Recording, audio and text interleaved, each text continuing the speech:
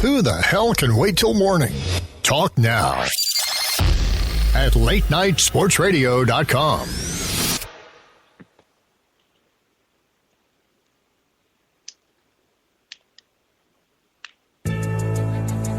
One, two. Check me out right here, yo. Yo, the sun don't. Thank you for joining me for another edition of the Bob Sullivan Show here on the LateNightSportsRadio.com. I am joined tonight in hour number one by Joanna Cook, TV chef and TV cook personality. Joanna, how are you doing tonight? Hi, good evening. I was, we had a conversation a few weeks back about how I should, cook a lobster, bake a lobster, boil a lobster. And I had a crazy woman tell me to put it back in the ocean. Now, that's kind of a long drive for me here in Omaha. But do you get, when you're giving out recipes on Twitter, talking about different recipes, do you get a lot of feedback from crazy vegetarians? That particular person on Twitter loves to comment once in a while. She doesn't do it too often, and I don't really get it a lot, but that particular one on Twitter, especially like I'm a spokesperson for a turducken brand right now, where we're traveling around sharing, this fabulous thing for Thanksgiving and for your holidays, your Christmas and your New Year's, which is a deboned duck. Have you had turducken before? No, but I feel like I have with the number of times that I've heard John Madden talk about it. Exactly. So it's a deboned turkey stuffed with duck and chicken, and now you could buy it at Costco and all these other stores. And that woman loves to insert herself about, she's hardcore vegetarian, I guess, but what do you do? The turducken, I haven't had it. I'm open to the idea, though, because, there's a lot of man-made things that I do like. There's different, Omaha, there's a lot of man-made lakes here. There's not a lot of natural lakes here. A lot of them are made specifically for lazy people to go drink and go fishing. So I don't mind the idea of the turducken. I mean, if it was God's creation, great, but with the way it is right now, I'm completely fine with it. Is it a tad expensive, though? It seems like something that would be a tad expensive. It's like the Mercedes-Benz of your turkey, you know what I mean? It's something that's totally out there, and it's not your everyday average, even your average holiday meal. So it's really great. And, as Mama Cuisine, I'm always sharing how to create meals simply. So I think it just works, too, for the holidays when people want, it's your time to show off, right? Like you kind of want to show off your cooking skills during the holiday season. So it's cool that with this product, I'm able to share it with people who care to be like that and serve something to their guests that's memorable and delicious. It really is really good. Is there a specific item at, whether it be Christmas, Thanksgiving, that people have been like, oh, I have this with my Thanksgiving dinner? Have you ever been like, I don't know why you would do that? Is there times when you're not sure about it, or when you're not sure and then you do it yourself and you're like, okay, this is a good add to the menu for Thanksgiving? Well, I'm probably the one that people would say, oh, I wouldn't do that for Thanksgiving, only because when I first moved here, I grew up in the Philippines till I was 9 years old. And my father was a missionary, so we came here. My parents came here as missionaries from the Philippines, back in the early 90s. And my mom didn't know how to make Thanksgiving. So she's like, there's no turkeys. And how are we supposed to do this? How do you cook this big, huge bird? So we used to go to a Chinese restaurant and eat like a 12-course meal on Thanksgiving Day. That's what we would do. So, hey, I say whatever traditions or food you want to eat. The whole point is that you're coming together with your loved ones and do what you want to do. Was a Christmas Story based off your original Thanksgiving? Was what? Was the movie A Christmas Story based off of The your Christmas actual Story. movie? I know. Every time I say that story, everyone says that. It's from A Christmas Story, but it's so true. That is what we did. And then it wasn't just my family, and then my aunts and my cousins. Like, we would all go there, 20, 25 of us having, our Chinese Thanksgiving dinner. One thing that has been added to the menu, well, it was added for a year, but I've requested to come back on Thanksgiving, is macaroni and cheese. But it can't be like Kraft macaroni and cheese. It has to be like well thought out with some heart macaroni. It has to be real. Yes, the real stuff, for sure. You got to grate the cheese yourself and everything. Yeah, well, I wouldn't go that far. I'd be willing to buy a bag of cheese. But, you got to go baked, twice baked if possible. But, yeah, the macaroni and cheese, I think that's a good ad. And I actually got criticized at Thanksgiving for being too needy for the meal. And I asked if there was cranberry sauce, which I guess, my grandma was the one who used to bring cranberry sauce, and she passed this during the year. So I don't know. I was thinking it'll be just taken care of. But this year I forgot that she was the one that took care of it. So I wanted that to come back, and I got criticized for wanting that to be back. And also, there was no dinner rolls or biscuits of any kind. I felt like I needed some more carbs. You got to add it on. You'll be disappointed at Thanksgiving, so you're asleep for 3 days after. Mm-hmm. But the carbs are a must. You got to soak up all the gravy somehow. You know what I mean? Yeah, whether it be bread or alcohol, either one is fine with me. Right. Okay, so we got bowl games coming up for college football. NFL playoffs are going to be starting here in about a month here, and we got Christmas coming up. So, what are some good appetizers? Some snack foods that would be easy to make for, say, dumb, lazy people like me coming up for these bowl games. Well, first of all, for football season, like, it's all about like the tailgating and you and your boys or your friends coming to watch the game together. And I mean, like, brats, here from Chicago, like, it's very typical thing to do. So how do you spice it up? I actually have a recipe where I create like a sriracha slaw. You put it on top of the brat, just however you make it. It's like very simple. You literally could just buy the shredded carrots. These days, you don't even have to chop your own vegetables. So you just walk into the market; it's all chopped for you. You just grab some cabbage and or like a pre-made mix of coleslaw and make this quick dressing for sriracha slaw and just put it on top of your brat. Like, it is so delicious. Like, any male I have fed that to has loved it so much. I mean, that's a great little twist on a typical, typical snack for football or a meal. There's lots of things too. I think the slow cooker is a great way to, like, for lazy people or for people who just don't want to slave away in the kitchen, where you just put stuff in there, let it sit, and then you're done. You can have dinner or breakfast or any meal, You can have your tailgating meal there. I have a great recipe for short ribs, brown sugar, soy short ribs. You can just stick in there all morning and have it ready for your to watch your game.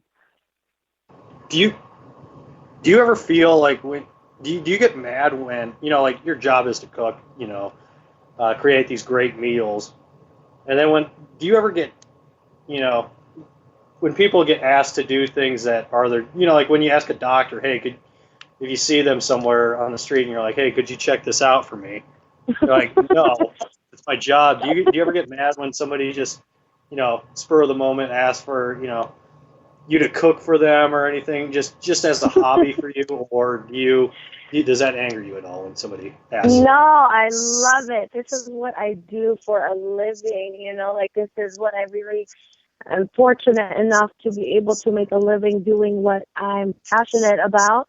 So it's something that I really enjoy, actually, that people want to come to me and ask me how to create their meals every day, their great everyday meals. And I just actually came out with a cookbook with in collaboration with Kenmore Appliances.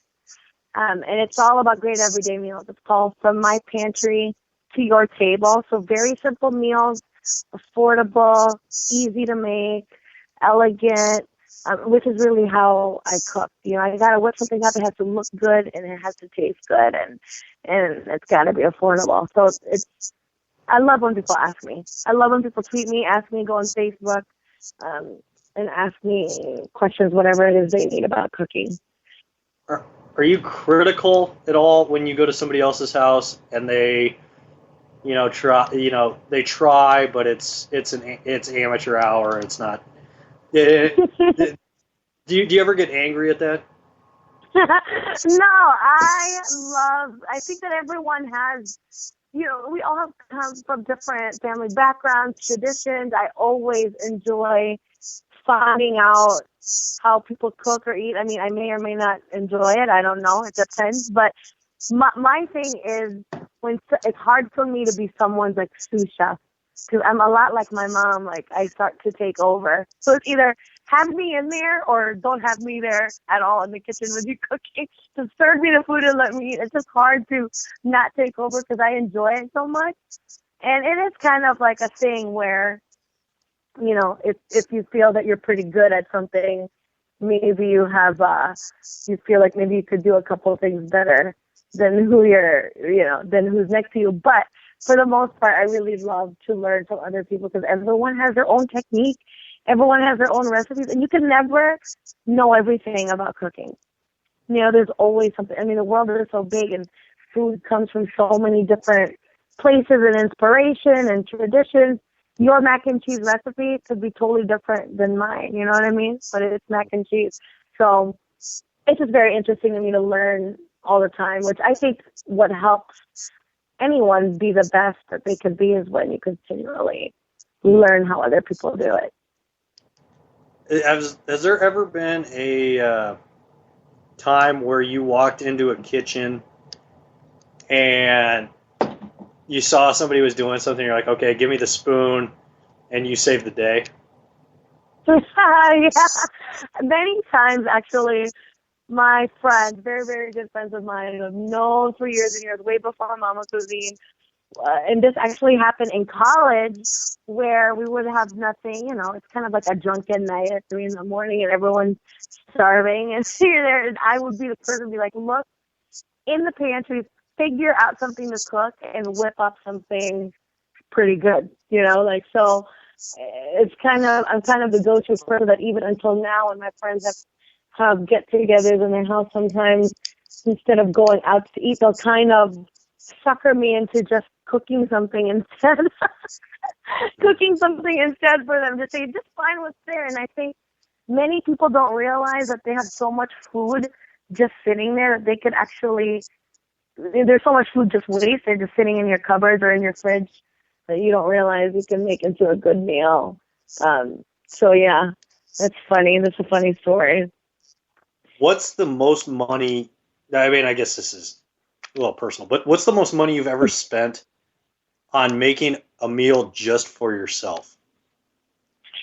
Just for myself? I don't know, man. I have kids. Like, I've had kids for a long time, so I don't remember the last time I've cooked just for myself.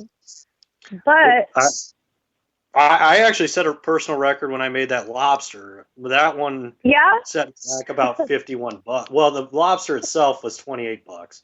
And then I got asparagus and green beans and right. So I mean, it came out to about $51 total for that meal. Which, I mean, I'm not complaining. It wound up being worth it. I wish I would have spent an extra $5 and got a shell cracker for the lobster. Right. Might as well just throw that in. What's another $5 after all that, right?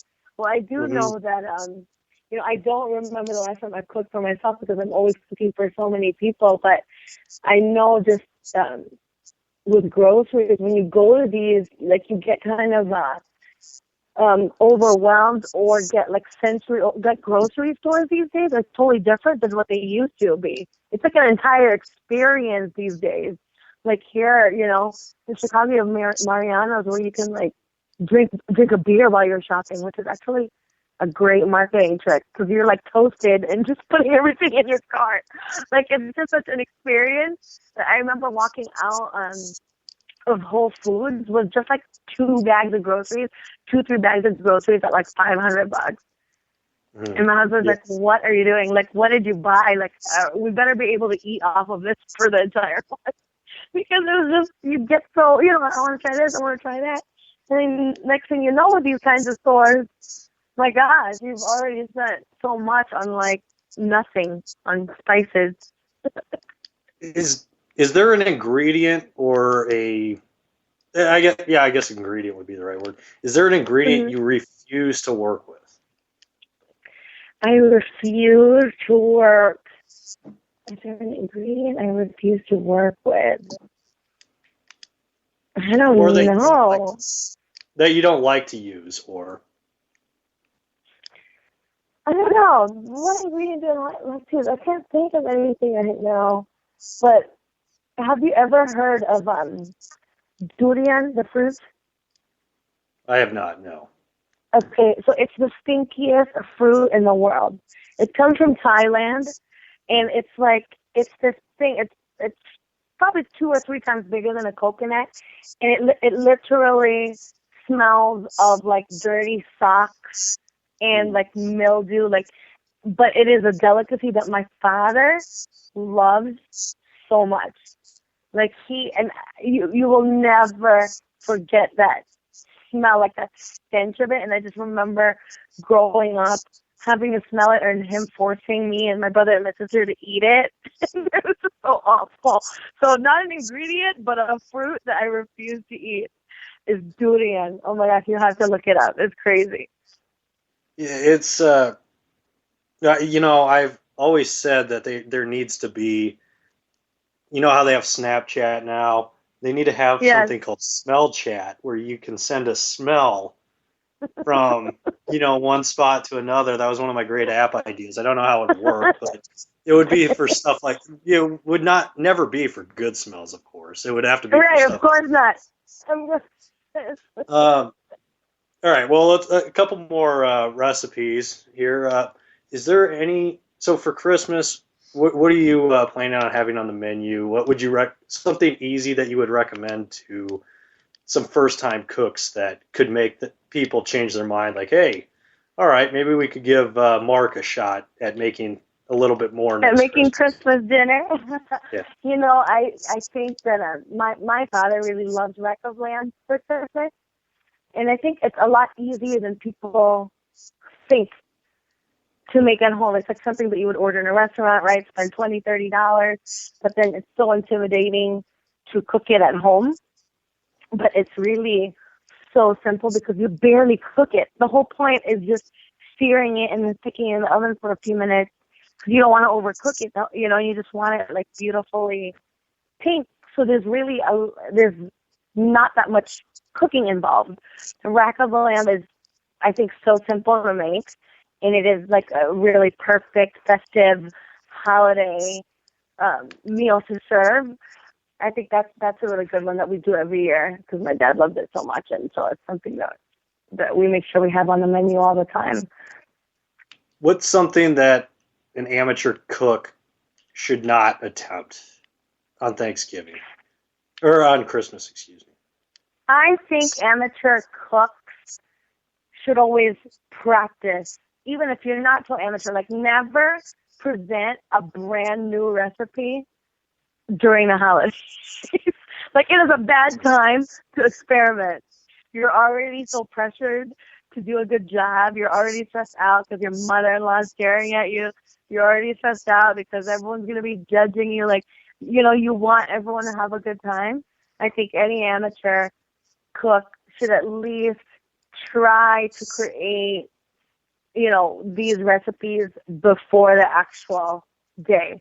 So then you know that you've had it. Like, you don't need to recreate, your Thanksgiving dinner all at the same day, but maybe, even months leading up to, if you're hosting Thanksgiving, try those couple side dishes, try those couple main courses, try it once or twice so that by Thanksgiving, by Christmas, by New Year's Eve, and you're hosting the big party, then you have already kind of, you've done it a couple times. You're more confident, and a confident cook is a good cook.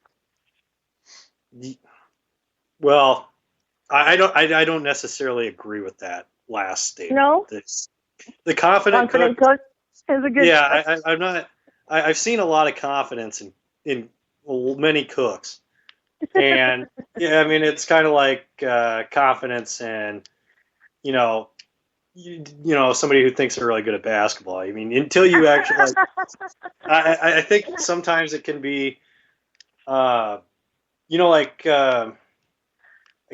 guess it would be like like a UFC fighter could be brimming with confidence, and I'll take that confidence any day of the week, against me or really even other UFC fighters. But, I think that's the one place where I truly respect all the confidence in the world.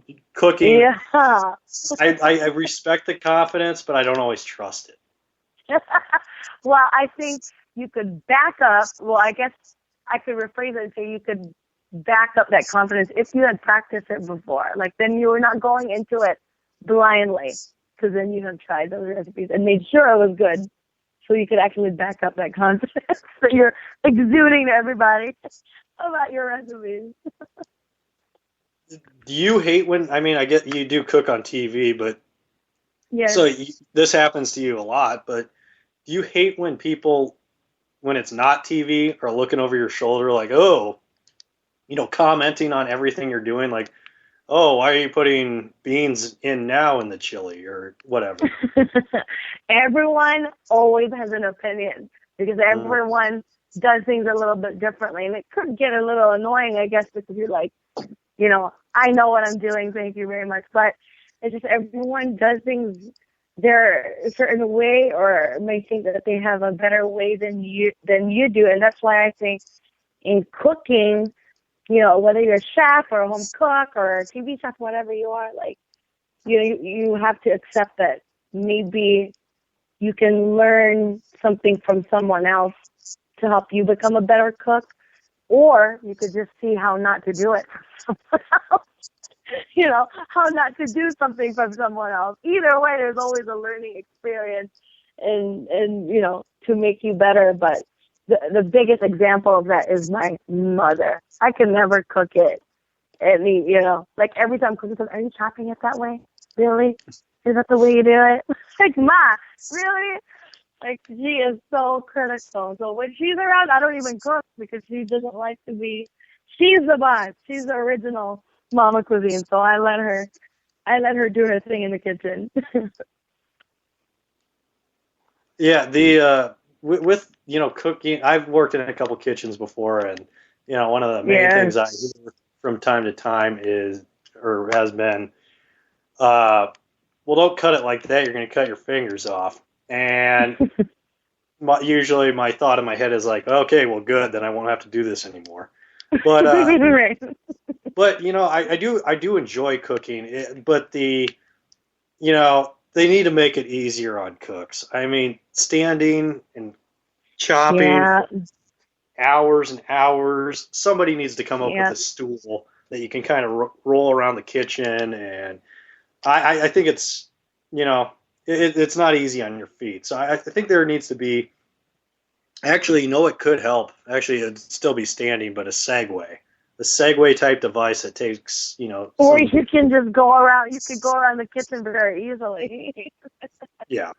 I agree. They don't have to buy slip-resistant shoes all the time. Right. You don't need it. You have your wheels. I totally agree with you that being a cook, prep cook, any cook, executive chef, like, it is the most labor. It's not the most laborious, but in the restaurant business, it is laborious. It is long, hot in there. It's like not the best working conditions. In the Food Network and kind of, now chefs are rock stars, and a lot of people want to be a chef or, not realizing that. Like Bobby Flay didn't just wake up one day and become Bobby Flay. Like, Bobby Flay has been working in kitchens, I think, since he was like 14 years old, washing dishes. Like, it took a long time for them to get to where they are, and it's not an easy job. So much. No. Yeah, it took Bobby Flay a long time to start pissing off a majority of the population. Oh my God, dear Bobby Flay. I like Bobby Flay. I liked Emerald live. I know Emerald's probably not. He's not the greatest. He's not doing. No, he's great. He's one of the first ones. I remember Emerald live and always watching him, like with my family. He was so fun to watch. I think he is one of the true.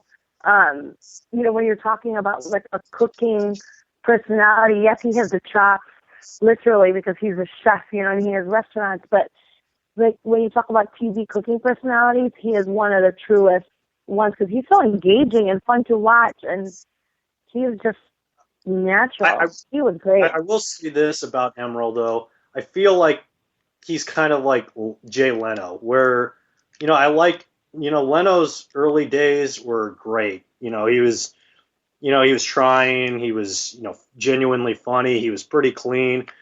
Emerald, and then, like the last 10 years, the Jay Leno show, and then, a couple of years after that, yeah, I felt like he kind of, actually, it's not, I feel, it's just a fact. Leno started mailing it.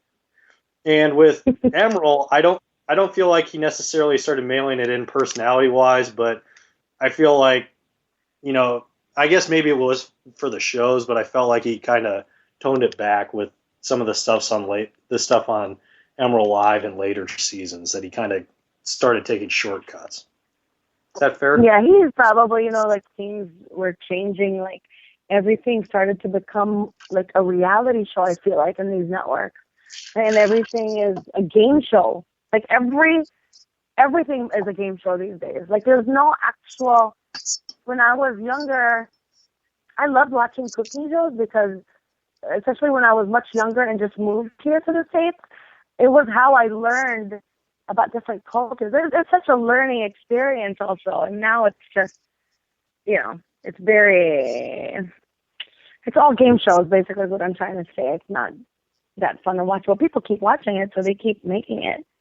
And then, I think, after a long period of time, he was doing it for a long time, that you do kind of get tired, maybe.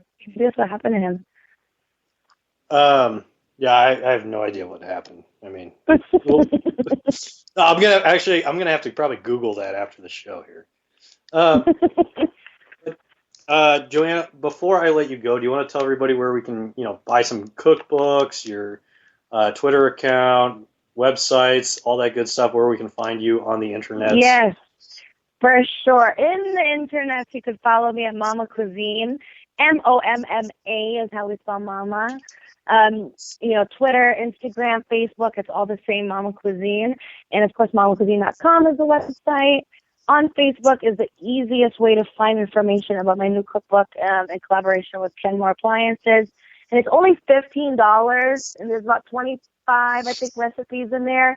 It's a great gift. I mean, it's recipes that you can actually remake. It's not one of those cookbooks that's just going to sit on top of your fridge for years and years. And people have been buying multiple copies of it because it is so affordable. I wanted to make sure that it was like under $20, that it was recipes that I know not only myself but other, like my audience and my fans have tried before, and that I know is really good. So I hope you all check it out. And thank you for making me part of the show. It was really fun. Yeah, no problem, Joanna. I really appreciate you coming on. I'd love to have you back on, talk some more recipes, talk some more me making ill-advised comments about different chefs, all that good stuff. All that good stuff. I love it. All righty. Well, we'll be right back here on the Bob Sullivan Show here on LateNightSportsRadio.com with Johnny Maloris. Talk some baseball, talk some God knows what else here on the Bob Sullivan Show.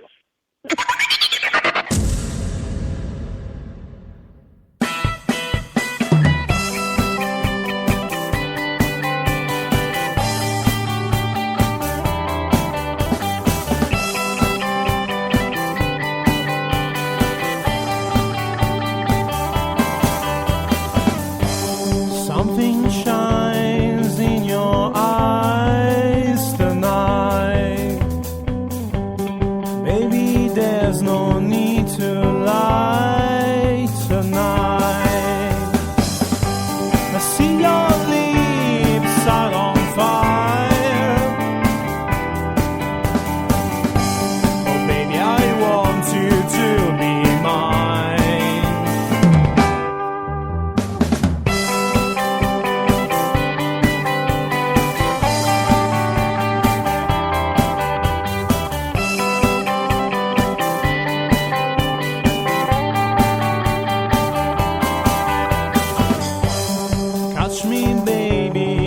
waiting for you. So come on, break the rules. The time is right, the time's tonight. Let it start and you won't stop. Let it start and I won't stop.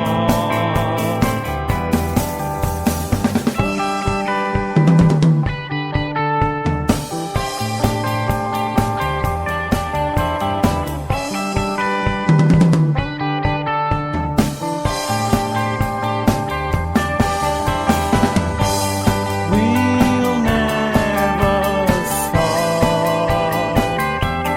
Let it start and we won't stop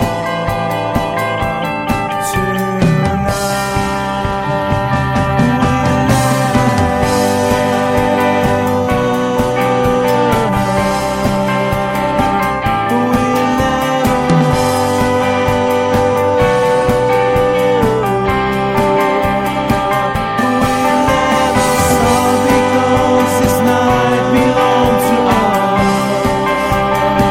We'll never stop because this night is just for us. We'll never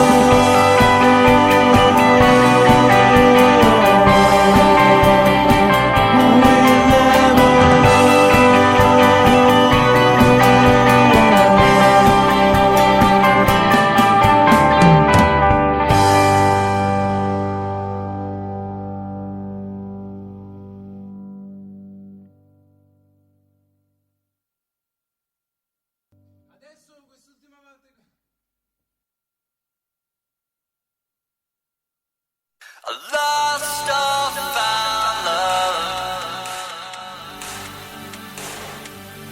lying by your side.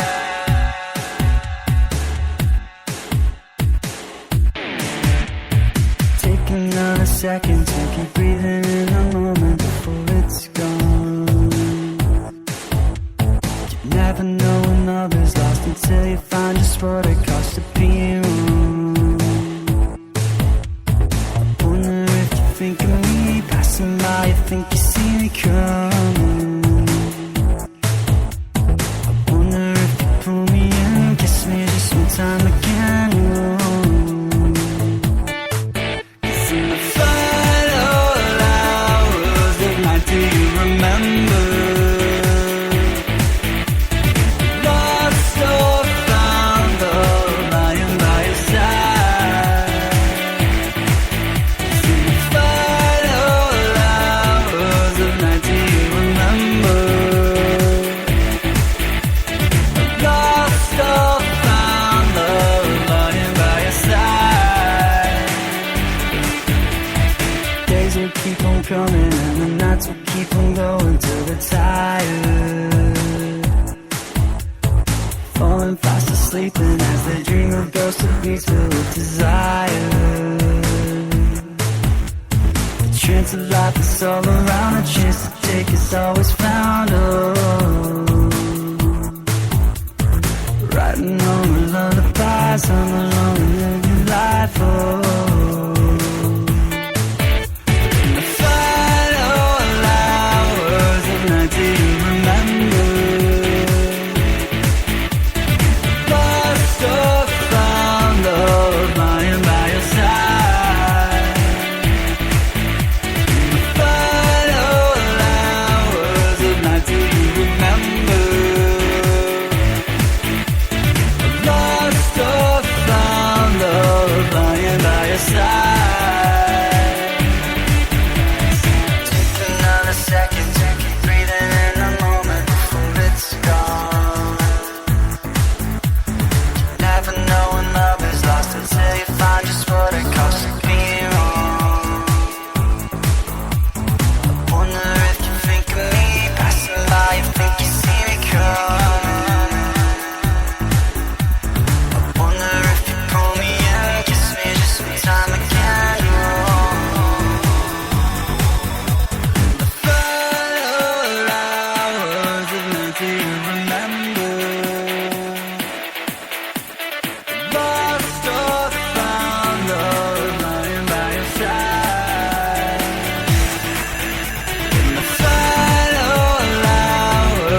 night, do you remember? Lost or found, love lying by your side. In the final hours of night, do you remember? Hours of night, do you remember? Lost or found, love lying by your side. In the final hours of night, do you remember? Lost or found, love lying by your side. Who the hell can wait till morning? Talk now at latenightsportsradio.com.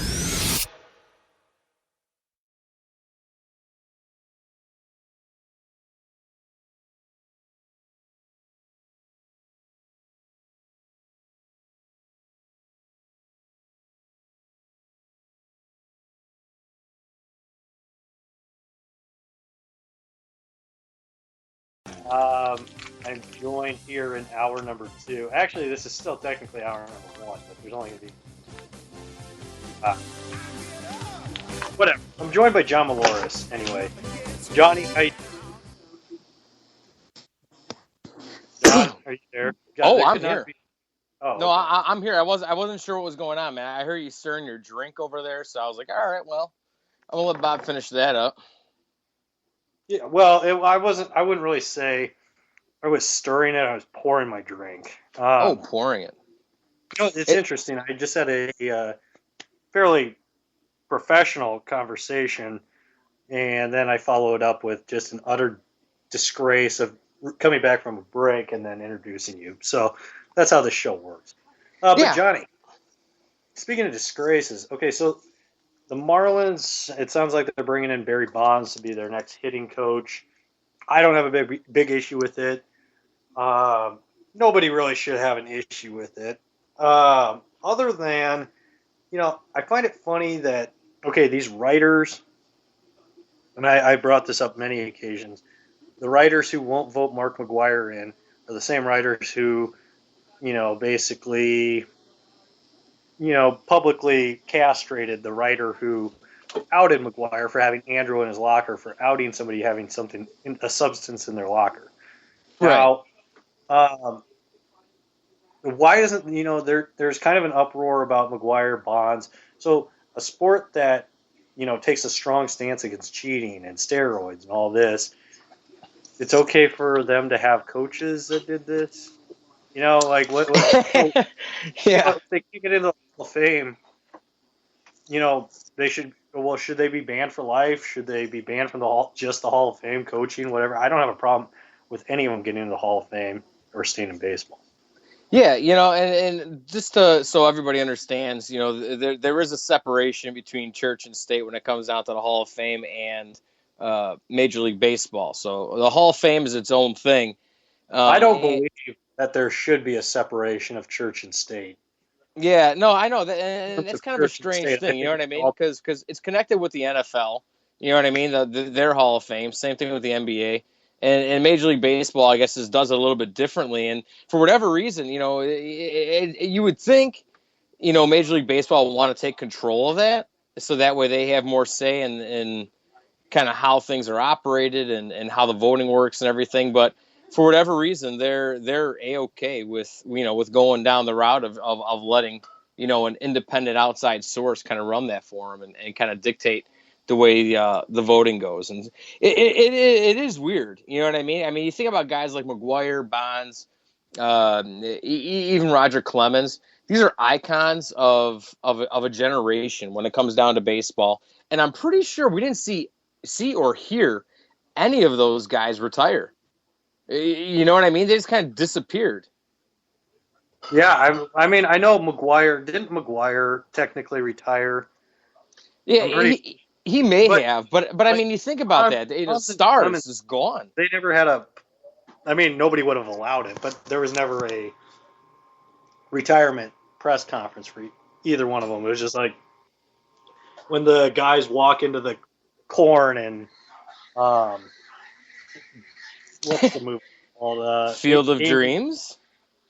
Field of Dreams. Yeah, that one. Kevin Costner. That's kind of what happened with Bonds and Roger Clemens. It was just kind of just happened, and it was kind of depressing.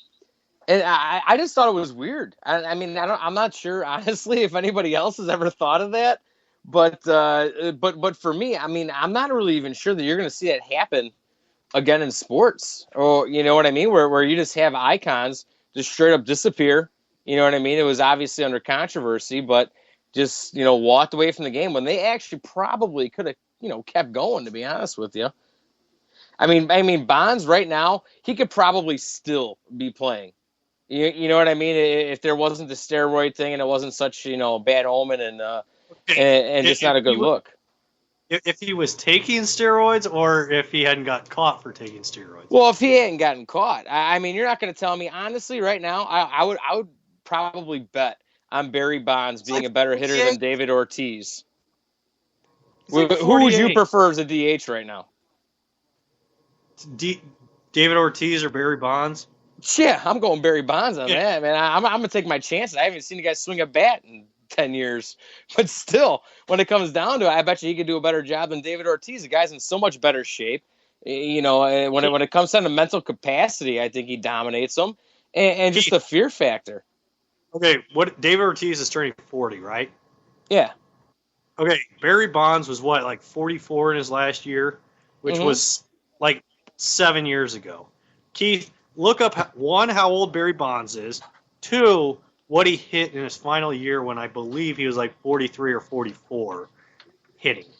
Yeah, and the other thing, too. I guarantee you he would not be – it just didn't happen. He would not outperform David Ortiz right now? No, not a shot. Man, see, I just don't think that David has the – I don't know, I guess the physical acumen or whatever you want to call it, man. It's just his. I just think the man's too big for all that. I don't think he can keep it going. That's why he's going out now. I don't know how much long Pablo Sandoval even has in that Boston team. Yeah. I mean, that's another guy. I mean, you talk about losing a little bit of weight and and being in physical shape. You're getting paid all this money. Why don't you act like it and take care of your body and actually. I mean, everybody else seems to be on the same page, understanding that, even though it's baseball and it's a game, that it's a profession. It's not a game, it's a way of life. It's a profession. Oh yeah, no, I'm with you on that. I'm just dumbing it down and simpling it up. So I gotta, make the argument a little bit easier for you. But when it comes down to it, man, I mean, you have to be in shape. And I that's just something I don't think these guys are. At least some of them, you know what I mean, like Pablo, like guys like Ortiz. John, do you have a strong prejudice against fat people or something?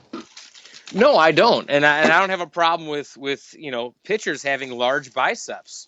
I think you can still do that.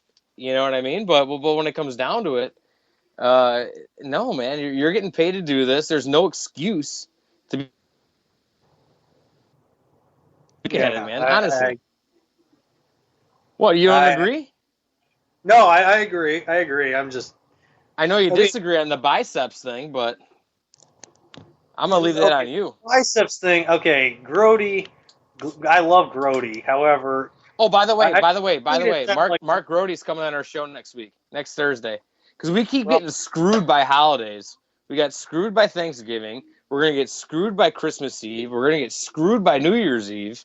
So, I mean, that's 3 shows at the end of the year here that you and I are getting gypped. Yeah, I'm calling Grote out right now. You know why? Don't do that. We like Mark Grote. I do like Mark Grote, but he needs some tough loving right now. And that's not a gay thing. That's just the way it is. Okay. Why does he need tough loving? I sent Grote a message on Twitter asking if he wanted to come on my show. No response. Because you messaged him on Twitter. Nobody pays attention to Twitter messages. He does. I gotta assure you that. No, you Facebook that man. I don't have his Facebook. I don't even know what his name is on Facebook. It would actually be Mark Grote. See, that's weird. That's too weird, man. His actual name being his Facebook alias. Yes, that's incredibly weird. Okay. So in the realm of baseball, winter meetings, I don't know, they've probably started. Nope, not And- yet. Next week. Okay, well, they are going to start. And it's, you look at Greinke signing, David Price signing. Who got ripped off more, the Red Sox or the Diamondbacks? Yeah, that's a tough pick. I mean, honestly, it looks like Greinke's the one that's getting screwed here because even though Arizona, they kind of hung in things. They came in third last year in the division, and Dave Stewart is kind of running the show there. So obviously, you have a Hall of Fame pitcher. You know what I mean? A guy that you can trust, kind of running the organization. But I'm not positive, that at least to this point, Arizona's done enough with the rest of the roster. Maybe they were focusing so much on acquiring Greinke and getting that ace in there. Because, I mean, that was probably one of the biggest things for Arizona. For the last couple of years, they've been trying to get an ace. And, they need to improve at least in terms of, the relief. The relief staff isn't all that great. They need some left-hander in there to balance the offense. They didn't really have a ton of money to spend, to be honest with you. So that's kind of why I was surprised to see them fork up the money. They forked up $206.5 million for over the next 6 years, which actually tops the largest contract, which went to David Price when he signed with Boston. David Price went to Boston for 7 years, $217 million, which is the richest contract, but by per year standards, Zach Greinke smashes the record, making $34.42 million per year, and there's tax benefits that he'll receive from playing in Arizona. So when it comes down to it, I think Greinke is probably the one getting screwed here the most, just simply because, even though Arizona... I didn't care which player. I'm saying what organization got screwed the most with these coming down team-wise, obviously, I mean, Arizona's got to be happy enough, you know what I mean, to be able to bag a guy like that. When it comes down to Boston, the biggest thing here, and David Price had a pretty good response to the whole question in his press conference when they asked him about his poor postseason record. He said he was just saving them up for Boston. And, honestly, I don't know if I can buy into all that. You look at the fact, that starting rotation, I'm just not all that impressed. Yeah, you add David Price to it, but you have Clay Buchholz, Rick Porcello, Wade Miley, Eduardo Rodriguez came on hot. Joe Kelly's a solid option. Hopefully Henry Owens can come into it. Stephen Wright's still there, but when it comes down to it, I'm just not sure that when it comes to Boston, that they're going to get the most out of a guy like David Price, 30 years old.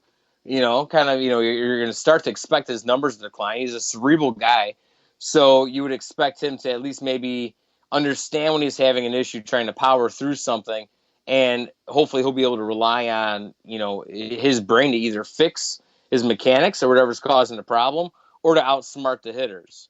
And I think that's something he's able to do. But for whatever reason, Boston. I mean, yeah, Dave Dombrowski running the show now. The expectations don't change. All right, this is all about making the postseason and winning some ball games. And David Price, if he's your ace, I don't know how comfortable you can go into that. I mean, look at what happened with Toronto. This past offseason, you saw what a difference a guy like David Price can make. But when it came down to the postseason, where the hell was he? He wasn't there for them. Well, why is that going to be any different with Boston now? I don't think it will be any different. However, I will say this: David Price, he's a cool guy. Yeah, okay. Well, that's not the issue. The issue is at the end of last year, the more you think about it, the more it makes sense. But at the end of the year, what do they give him 11 days off before his first start in the postseason? Like, I know you don't want to fire all guys' bullets before the World Series, but you also have to get there. And he also had a monkey driving a limousine there too, with John Gibbons running the show in Toronto. So I mean, that doesn't really help matters either. I have about as much confidence in him as I do Ned Yost. Yost has won the World Series, so I guess you're gonna give him a little bit more now. But no, that was an interesting situation there, and I guess you're gonna give a little leeway to David, but when it comes down to it, you look at the track record. It's not all that impressive, and I don't know how you can be that confident, without adding some other pieces around him where there's less pressure. Is him going into a game like that as an ace, and hell, he goes in there, he throws your game one because he's your ace. But if there's more reliable pieces behind him in that rotation, they're able to start game 2, 3, and 4 when it comes down to it. You would just kind of hope that at least you have some more confidence in those guys, than you would Price, I guess, at that point. Right. I don't see law of averages with David Price. It's gonna be something's gonna change eventually. He's not gonna be. Says who though? Why? I mean, the guy's had opportunities. I mean, this is the only reason why it wouldn't change is because I don't see the Red Sox being a playoff team for the next few years. And why is that though? I mean, the talent is there at least for Boston. Okay, you see Boston as a playoff team next year. Well, I mean, like I said, you're looking at what they're going to be able to do pitching wise, but when it comes to the offense, Hannigan's finally going to be healthy. Got a sweetheart there, in terms of the catcher, but hopefully Hanley they asked him to drop 10 to 15 pounds. Hopefully that happens. He's better. He's to first base. Well, exactly, because they got screwed on that one. What are you going to do with a guy like that? When it comes down to the winter meetings, they're going to be trying very hard to get rid of Hanley and Ramirez. So we'll see. I mean, Dombrowski, he's been a guy where he's been able to pull off trades, been able to make big free agent signings. He's a very, at least a reliable GM. You know what I mean? You can complain all you want and say that, maybe the moves weren't the right moves for the team at that time, or you can complain about the moves that he did make, but he's always able to make that move. His teams are consistently in the postseason. So I think it's going to be short order, at least in terms for Boston to be able to make that turnaround. They got plenty of guys coming up in terms of prospects. They were so confident that they were able to put Garen Shishini, their top prospect at third base. They were able to put him on waivers. You know what I mean? They designated him for assignment, just knowing that you got guys like, Pedroia's not going anywhere. Yeah, you got to be concerned a little bit about the injury risk with him. But, Pedroia plays second base, not very demanding. I think he'll be able to hang it out. But you have, Xander Bogaerts, at shortstop. That's a guy that's up and coming. Then you're solid with your outfield with Jackie Bradley, Mookie Betts, Rusney Castillo, and now you add Chris Young to that mix. There's quite a bit offensively. You know what I mean? It's just a matter of solidifying the defense. You know what I mean? Which was hurt significantly by Hanley's play. When that was in the outfield, and I'm not very confident in Pablo Sandoval. You know what I mean? We were just talking about him before, but him playing and manning third base for $17.6 million, you would expect a little bit better defense out of him. So, there's some work to be done for Dombrowski, but I definitely think that they're a team that can contend next year. And like I said, especially just knowing that they have so many assets in the minor leagues, they're going to be able to move some of those guys, move some guys on the major league roster, and Dombrowski's going to turn this into a playoff team. I would put money on them making the postseason next year. I want to. Yeah, see, I don't want to do one of these lame Mike in the morning. Yeah, let's do it. I'll I shave my pomp. I'm going to make like an actual bet on air that of something like, oh yeah, shave your legs, or hey John, you're going to have to wear a T-shirt from Omaha that says I love Omaha on it. We're not doing one of those lame bullshit things. I want to do something real, like something that would like you shave your head. Dude, that would kill me. I really would not want to do that. Well, I know, and I've done it before. I feel like making a bet with you with this. The Red Sox are not making the playoffs, and you know what's not in the best interest of the Red Sox right now? They do not have the Dodgers spending foolish money right now. No. No. Like when they took Crawford, Gonzalez, and all of them off their hands at the time they needed to get rid of those guys the most. Right. We don't have that situation. Well, yeah. So, Nate Friedman's running the show now. That was the guy that was running, the show in Tampa Bay when they were making the postseason all the time. and they didn't even have any damn money. I mean, they didn't even have anybody coming to the ball games. I mean, at least with Dodgers now, the fans might be coming late, but he's got people showing up to the stadium. So him with Dave Roberts, hooking up in LA there, that's a pretty good mix. But that's the thing, you know what I mean? Like, he could have absolutely spent that money and locked in Greinke, but said, you know what? We're going to figure a way around this, at least from Friedman's standpoint, and find that replacement. I mean, I guess they were kind of shocked that Brett Anderson took the qualifying offer. So I mean that's kind of something that handcuffed them. But they're going to be looking to add another starter here, and looking for a way to tweak that bullpen. I mean, that's one of Friedman's trademarks. When he was with Tampa, he was constantly rebooting that bullpen every offseason. So I think that's something where you give him a couple years here to get comfortable, and they're going to be solid because they already had a phenomenal farm system to begin with. So, I mean, you add that on top of all the revenue they have coming in from the TV deal and everything else. It's going to be interesting. I like to see how this Dodgers thing turns out in, say another 3 years here. It's going to be really impressive, I think. Looking in the NFL, when we're not going to actually go into the NFL, but baseball-wise, like in the NFL, they're reluctant to sign a running, like nobody wants to sign a running back that's coming off, looking for a contract. Nobody wants to sign a long-term contract with running backs. It's been throughout the history. Let's just use Matt Forte as a perfect example here. Here's a guy over 30 going into a free agent year, and what kind of deal is he going to get? I mean, Matt Forte has been one of the most reliable guys in the NFL. In terms of, go ahead. He's not going to get anything. Yeah, I mean, you wouldn't think. You know what I mean? So, I mean, people are talking about how the Bears should have traded him. I'm like, all right, that's fine. Trade him if you want. But when it comes down to it, I think you're going to be able to get a pretty good deal on him as long as you don't treat him like crap when it goes into negotiations. I think you might be able to re-up him just knowing that he's comfortable there, and he's not going to see much more money, any other direction. Because when it comes down to that position, people aren't concerned about that. They think they can go out there and find a guy, either as a rookie or someone else that'll be able to fill that role as a running back. Just knowing that these guys get hurt once they reach a certain age, I mean, they're so beat up, they're useless. Well, would you? Looking at Forte, I mean, you wouldn't give him more than a 1-year deal. I mean, right. Would. Yeah, I mean, it's a very, small hand to be dealing with as a running back in the NFL. You know what I mean? If you're a quarterback, you're at a premium. You know what I mean? That's where you have the upper hand. When it comes to running backs, people aren't concerned about that. They're all right, well, you're a running back. You're not going to get the money.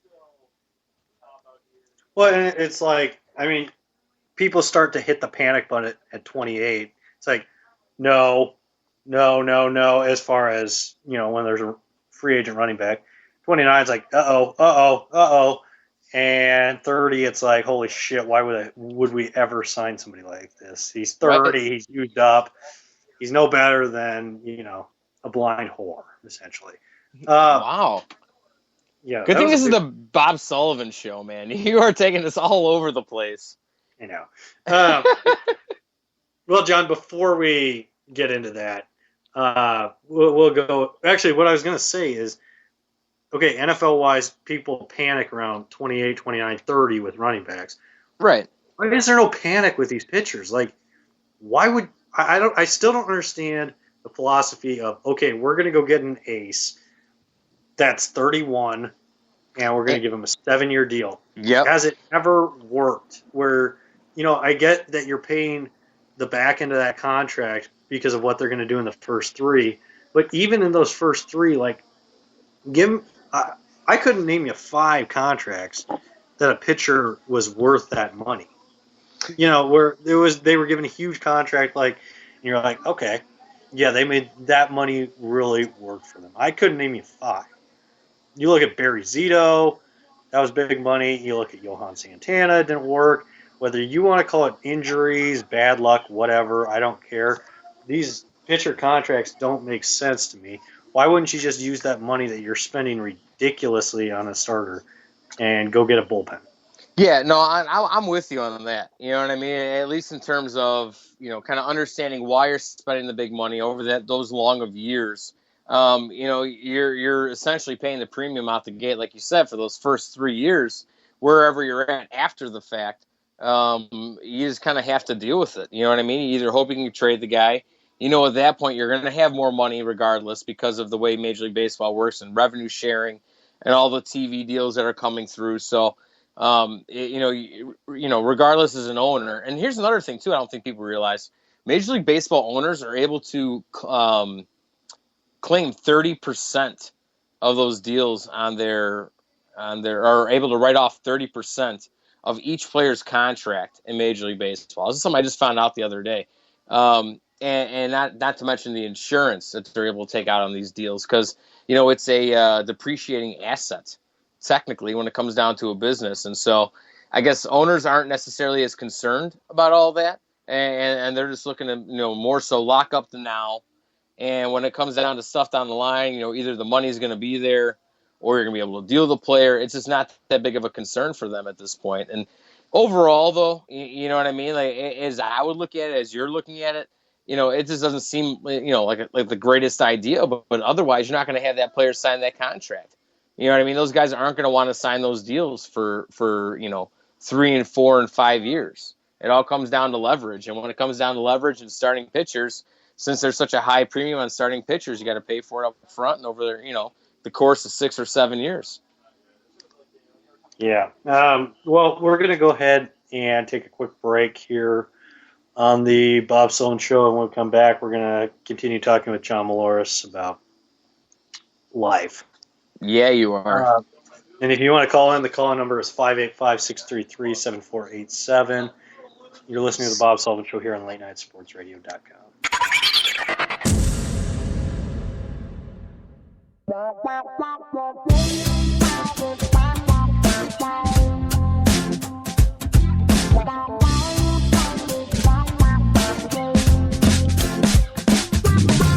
Baby, you're a mystery. Tell me what's a girl gotta do.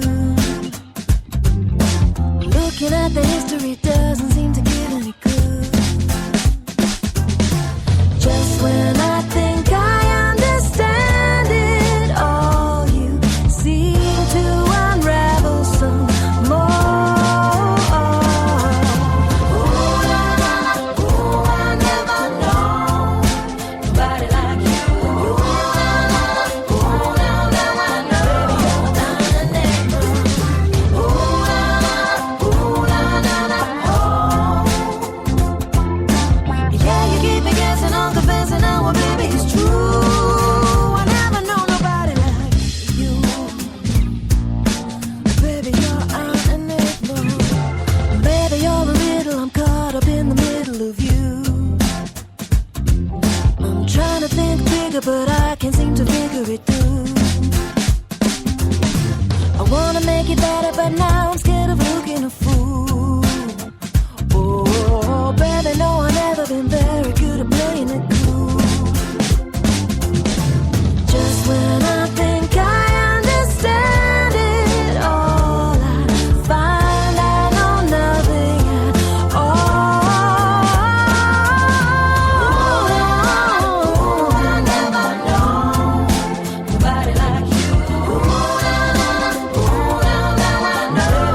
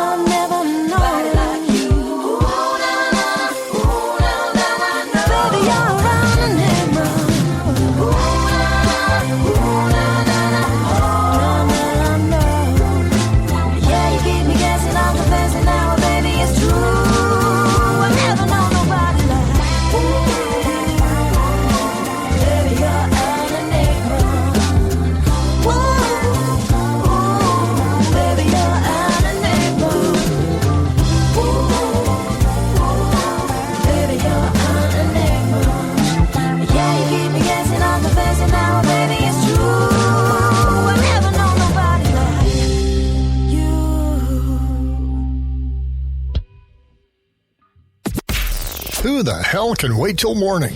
Talk now at latenightsportsradio.com.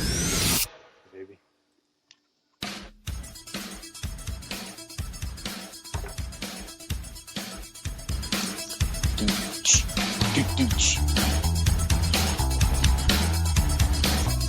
Thank you. Well, welcome back to the Bob Sullivan Show here on latenightsportsradio.com. If you'd like to call in, 585-633-7486. No. 787. What? You're lost. Don't worry about it. It's fine. Okay. Okay, so Johnny. Yes. Johnny talk. I'm All right, Johnny baseball. Maloris. Baseball wise, You got it. why why is Dusty Baker the manager of the Nationals right now? That's kind of one of the funnier things when it comes down to coaching is they're always looking after you fire a manager, the ownership tends to go the opposite direction. For instance, Chicago, Ozzie Guillen, over the top, loud guy. What do? Robin Ventura, super reserved, and just a different style of managing, And having a guy like Matt Williams, won manager of the year before, and then the wheels fell off, this past season so much to the point where a veteran guy like Mike Rizzo, the general manager, president of operations over there in Washington, said, you know what, I got to make a flip here. And it's kind of interesting now because I guess when you technically look at it, Washington, even though they have so many young players on that team, they've been around and have been in the majors for a while. And the thing why that's important is because Dusty Baker hasn't been a guy that's ever been known to give any credit, any playing time, or anything to a lot of these younger players. And so, you got a guy like Bryce Harper. How is that all going to pan out? You know what I mean? I mean, honestly, if, you're Mike Rizzo in my eyes, you know what I mean? You make this move a couple years earlier and go to Dusty. I figured at this point, Dusty was out of managing. You know what I mean? I knew he was up there for a couple different gigs, but I wasn't really expecting him to be able to bag one of those gigs. And this is one where this could work out well. You know what I mean? This isn't the Cubs situation. When he came into the Cubs, he still took him to the postseason, but that whole thing under Jim Hendry there, as good of a guy as Jim Hendry is and was at the time, it just kind of had the wrong approach. You know what I mean? It was kind of forced by ownership to kind of duct tape everything and make it a good looking situation rather than actually being a good situation. And that's something where, with Washington, they do have pieces there. It's a well-structured organization. I think their 40-man is pretty good. You know what I mean? I don't think they're going to have to do very much to it. Obviously, they lose Jordan Zimmerman. He goes to Detroit. I would think maybe that would hurt a little bit more if they didn't have guys like Joe Ross able to step in. Even Tanner Roark. Tanner Roark had a great year.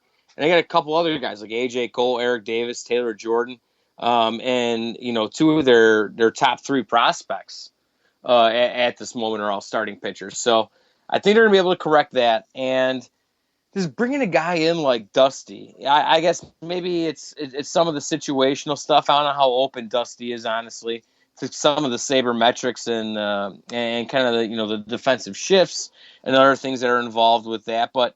Overall, man, I think it's going to be pretty interesting. You have Jordan Zimmerman there, or Ryan Zimmerman there, who's been there for a little while. He's moving over to first base. He did that last year. He was able to stay a little bit more healthier than years prior. But Anthony Rendon, I expect him to bounce back. Escobar is there too. Bryce Harper, Jason Worth. I mean, it seems like a good situation for them. You know what I mean? And a good fit for Dusty. But, I mean... Let me ask you this, Bob. You know what I mean? Because Please do. I'm not a huge Dusty guy. You know what I mean? But like I said, I think this is a good fit for him. What are your qualms with Dusty heading over to Washington? What would you expect to happen with Dusty taking over the managerial spot there? I'd expect them to be drastically what?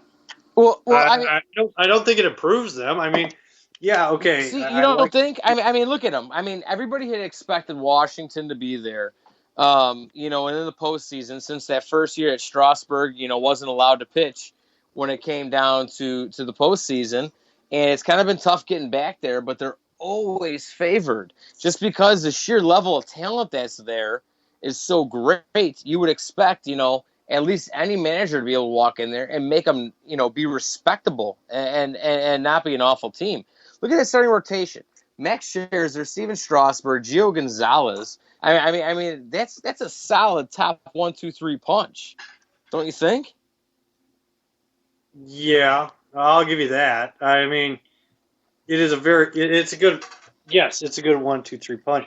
But Yeah. you think Dusty Baker, when it comes down to it, he doesn't make the right calls in the right situations. Yeah, he does have issues with the bullpen, and like I said, he does rely a lot on his and a lot of the you know the veterans rather than you know allowing the younger guys to have that opportunity. But I don't know, man. I think it might pan out for him. It's not going to result in a World Series, which I think is the ultimate goal. Well, yeah. Legend. Yeah, no, that's gonna be a tough move. You know what I mean? I think a big part of kind of this last year, you know, why Matt Williams is gone. It was just such a disaster. You know, Terry Collins, God bless him, oldest manager in Major League Baseball. That might be different now with Dusty. I'm not sure who's older, Terry Collins or Dusty. But I just felt kind of like I felt a lot of that Mets run was strictly on. You know, I guess in the postseason was kind of on luck, on you know, at least in terms of you know facing the matchups that they had, going up against the Cubs. You know, that was a team where they're a bunch of power hitters. Okay, you know they're young, they're power hitters, they're a little bit more foolish. So when you come in there and you're throwing gas, as they were with their top 4 pitchers, now you had Zach Wheeler's coming back and. It seems like Sandy Ellerson is kind of working on kind of improving that bullpen, but you know, the biggest thing for me was the Mets. They were able to hit. They brought in Cespedes, and they were able to hit. You know what I mean? And with that on top of all the fire, you know, the fire throwing arms that they had, it was just a really good combination. But I think if they go up against a wiser club, you know, some guys that are looking to make a little bit more contact, like the Royals were able to. You know, that's going to be an issue when you have 5 very similar pitchers. I think you need to change that up a little bit and obviously shore up the bullpen. But the biggest part is just being able to find some guys that can hit. And I'm not sure that the Mets have done that to this point, at least in terms of you're going to be losing Daniel Murphy. You don't know what's going to be with what's going on with David Wright heading into next season. You know, can you expect the same from Lucas Duda? I wouldn't be too confident in that. And what's going on in the middle infield? You got Wilmer Flores there. You got Ruben Tejada, who's hurt. And I'm just not sure that's, they need to do a little bit more, at least adding to some offense. Otherwise, with Dusty taking over Washington is just going to go right back to where they were, man. They're going to take over first place. This last year was a fluke. You know what I mean? In my eyes, at least if they're not able to fix an offense in New York. I'm sorry, Keith. Don't hate me and don't hit me. Yeah, Keith, don't touch him. You understand, Keith? Okay. Yeah, I just don't. I don't have. I just don't like that move. Anywho, Cubs wise, John Lackey to the Cubs. Do you like this move? Yeah. Honestly, it's adding a guy that's a veteran. You know what I mean? He's had so much, postseason experience. And I think it's just phenomenal. You know what I mean? You bring in a guy like him, and a lot of people can take their beefs as much as they want with Lackey. I've never really been, a true, John Lackey fan, but when it comes down to it, I think it's going to be, a maybe a more trying year than people would expect, at least from a fan's perspective when it comes down to the Cubs, because last year they had so much success with no matter what rookie they brought up, whatever young guy it was, they were able to produce. And so I think you're going to have a little bit of an issue with that. But I think you bring in a guy like John Lackey, and he's going to level that out a little bit. When you look at just last season alone, let's add Lackey to the mix here. So you have Arrieta, John Lester, John Lackey combined. They went 46-28 with a 2.48 ERA over 652 innings. Okay, it's averaging 8.2 strikeouts per nine and averaging literally on the dot 2 walks per 9 innings. You got those 3 guys at the top of your rotation, it's going to make whatever growing pains you're going through a lot easier to sustain. And it was ridiculous the way the Central worked out last year. You know what I mean? With St. Louis winning the 100 games, you look at the Pirates, they won 98, Cubs won 97. I'm not saying that the Cubs are going to win 97 games this year. I would highly, I don't know. I just wouldn't expect that to happen next year. I mean, the Cardinals winning 100 games. That's the first time that happened since the Philadelphia Phillies when they won it. You know what I mean? So it's that's a huge feat to try to accomplish. But either way, I definitely think adding a guy like John Lackey, you got those top 3 guys that are going to be solid like that for you. That's going to make up for a lot of different things, and especially when it comes down to, if this team does make the playoffs next year. I would expect them to, but, with St. Louis doing what they're doing and Pittsburgh being as solid as they are, it's going to be tough. It's going to be tough. Yeah, the Lackey deal, I didn't really think that was necessary. I mean, they needed to find a guy, but I just... But see... they got to fix their bullpen. Like, their bullpen was okay last year, but it's just something that still needs to kind of be addressed. Like, I mean, oh yeah, no, they certainly need to do things there. You know what I mean? They ended up claiming Edgar Olmos from Seattle. They brought in Spencer Patton from Texas. Those are a couple guys they acquired. They also acquired Rex Brothers from Colorado, who's been one of the more reliable relievers over the last.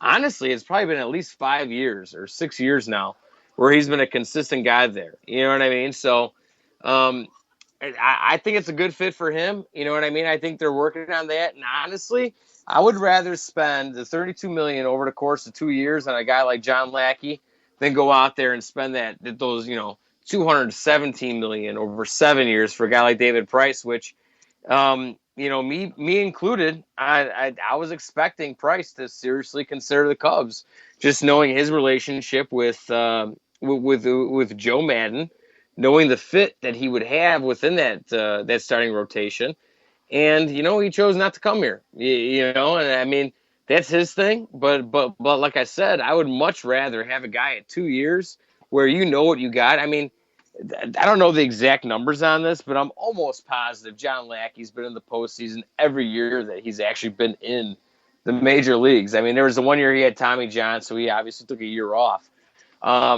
But this is a guy where he's consistently in the postseason and has performed at that high level. I mean, this is a guy where he's a jerk. He feeds off that. You know what I mean? He feeds off fans hating him. I know he went through an ugly divorce with his wife, and she was going through some other medical issues and stuff. So I mean, just not a very fun guy to like. You know what I mean? But when it comes down to it, that's what he's about. He's about that. He feeds off that anger. I get the anger and the wanting to leave your wife while she has cancer. That stuff's always good. Yeah, no, that's absolutely brutal.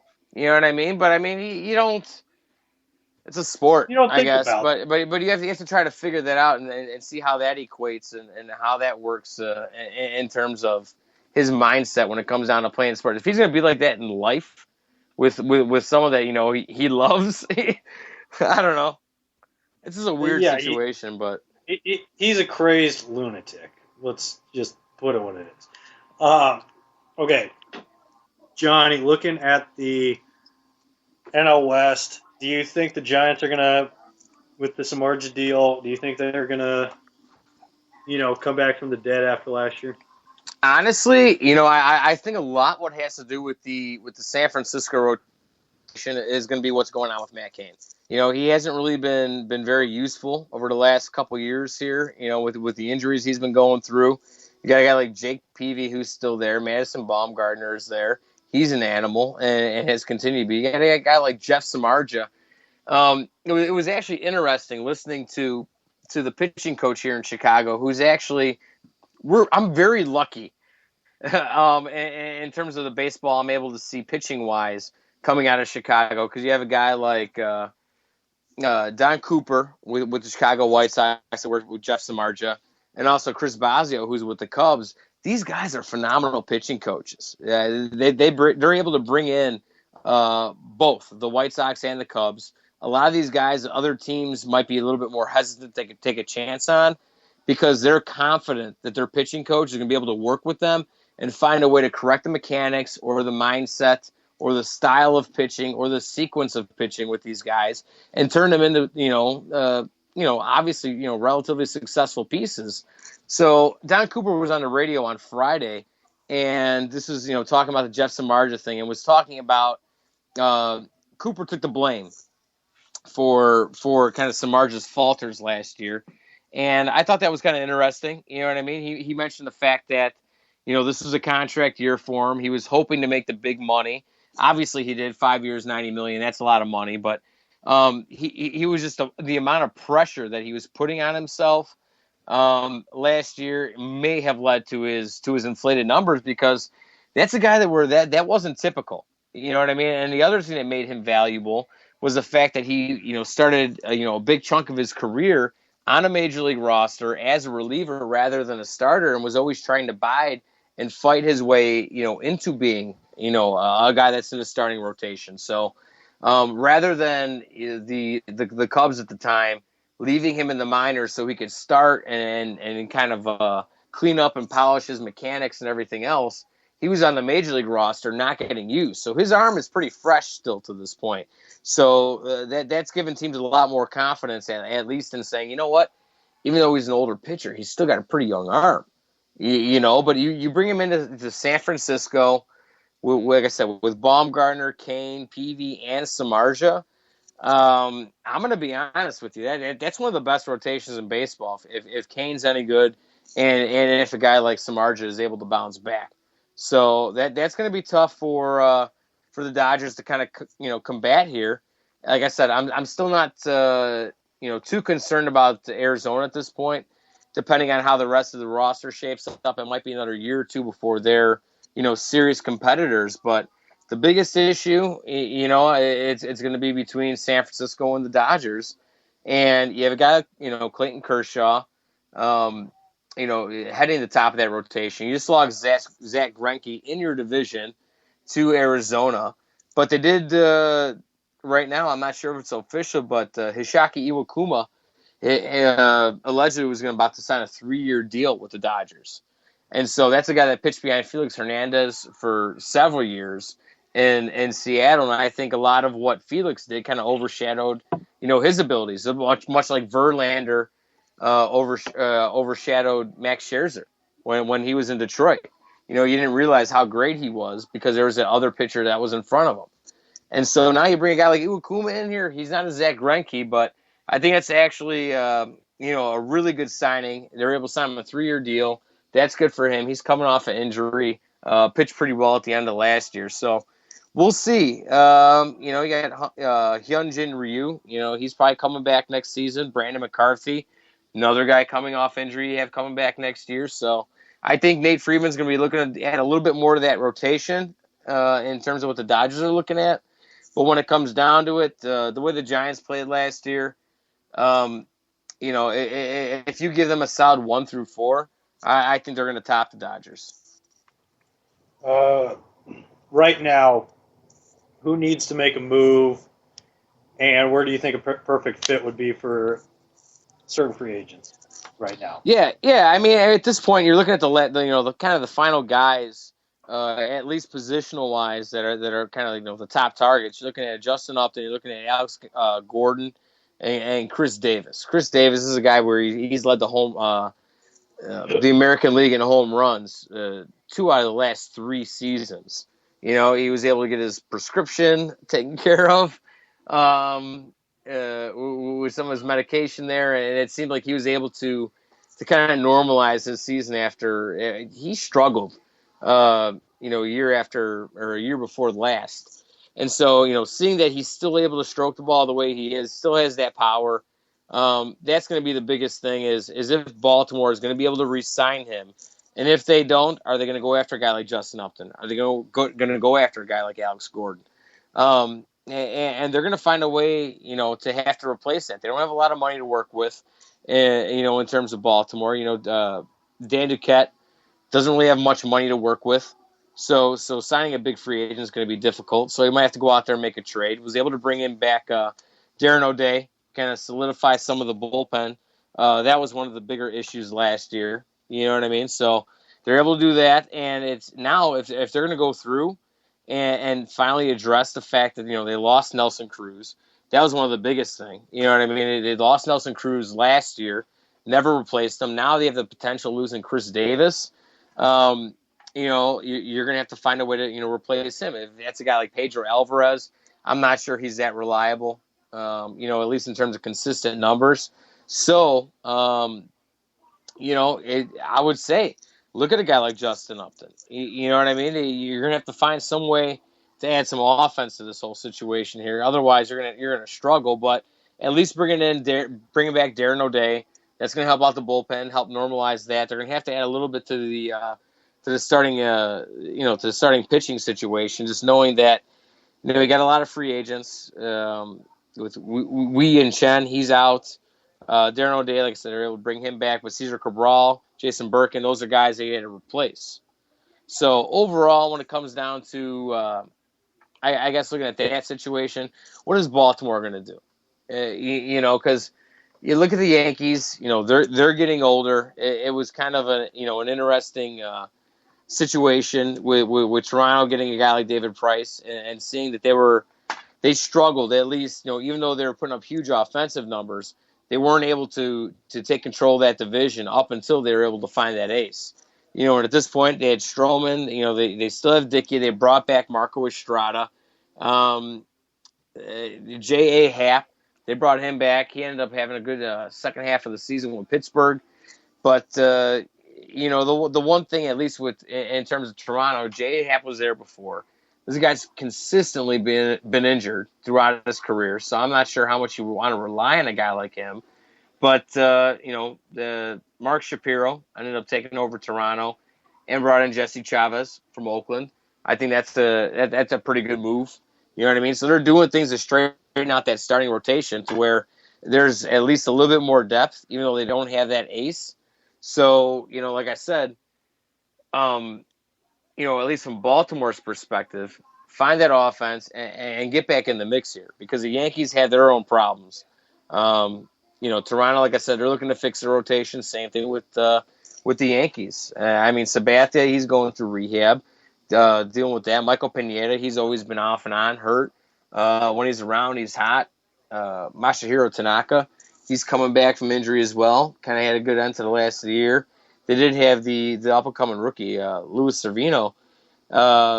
Nathan Evaldi, he's probably going to be coming back too. But like I said, everybody's so uncertain. If Baltimore is able to add a little bit of offense there, I'm telling you, they're going to be able to take control of that division again because, I don't know, they were on top there for quite a bit. You know what I mean? And then to see the significant drop that they had last season, it just kind of was a little bit unexpected, but it was only because of the fact that they weren't playing the great defense that they were, and like I said, didn't have as many run producers.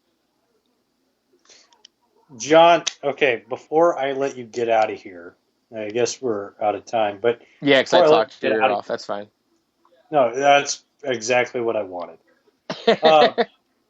But before we get out of here, do you want to tell everybody where we can find you on Twitter, the internets? Oh, you got it. Stuff. You can find me on Twitter at MALIORIS. That's Maloris. The I is silent. So I'm going to spell it out for you. Otherwise, you can find my stuff on 87sportsfans.com. I keep telling Keith I'm going to be posting stuff. I promise you I am. Yes. As long as it doesn't wind into a boo. But you can do that. You can also find the Johnny Bobo Show every Thursday night from 9 to 11 right here on Late Night Sports Radio. And find that show on Facebook, Johnny Bobo Show. Like it on Facebook because we do bring in some pretty solid guests. You know what I mean? You know, like I said, we're having Mark Grody on this next Thursday here. That's going to be great between Bob and Mark. Anytime those guys get together, it's solid radio. It does. Or it is. It is. And fact. Yeah, we are going to get together, and we are going to have a good show. Actually, I get off at 10 that night, so.